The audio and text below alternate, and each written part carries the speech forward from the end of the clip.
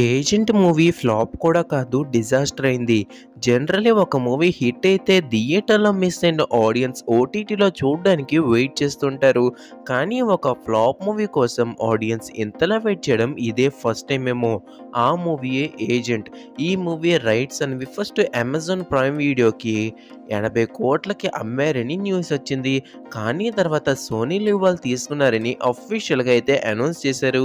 కానీ ఇప్పటికొచ్చి ఓటీటీలో మనకి 'ఏజెంట్' మూవీ అయితే రాలేదు. ఇంకా డీటెయిల్స్ తెలుసుకునే ముందు ఇప్పటికొచ్చి మన ఛానల్ ఎవరైనా సబ్స్క్రైబ్ చేసుకోకపోతే వెంటనే మన ఛానల్ సబ్స్క్రైబ్ చేసుకోండి. ఇంకా లేట్ చేయకుండా టాపిక్‌లోకి వెళ్ళిపోదాం. అసలు ఈ మూవీ ఇప్పటికొచ్చి ఓటీటీలో రాకపోవడానికి రీజన్ ఈ మూవీ ప్రొడ్యూసర్ అనిల్ సుంకర గారు. అతనుకున్న కమిట్మెంట్స్ వల్ల. ఆ కమిట్మెంట్స్ ఏంటంటే ఏజెంట్ లాసెసే. ఈ కమిట్మెంట్స్ ఎంత డేంజరస్‌గా ఉన్నాయంటే ఊరు పేరు భైరవకోన మూవీకి ప్రొడ్యూసర్ కూడా తినే. యూఎస్‌లో అయితే ఏకంగా స్టాప్ కూడా చేశారు. ఈ కమిట్మెంట్స్ ఉన్నాయి, మాకు ఇంకా క్లియర్ చేయలేదు, ఎలా రిలీజ్ చేస్తారని. సో మనకి ఆ కమిట్మెంట్సే మనకి ఈ మూవీ ఓటీటీ రిలీజ్‌కి కూడా అడ్డు వస్తున్నాయి.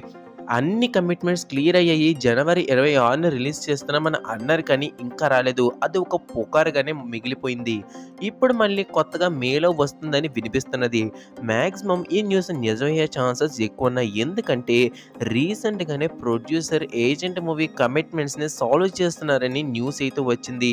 సో మనకి అన్నీ అనుకున్నట్టయితే ఏజెంట్ మూవీ ఫైనల్‌గా మనం మేలో అయితే చూడవచ్చు. సో మీలో ఎంతమంది థియేటర్‌లో చూడకుండా ఓటీటీలో చూడడానికి వెయిట్ చేస్తున్నారు? లేదా మీరు థియేటర్‌లోనే చూసారా? కింద కామెంట్ చేయడం మాత్రం మర్చిపోకండి. Stay tuned to Telugu entertainment channel. జై హింద్.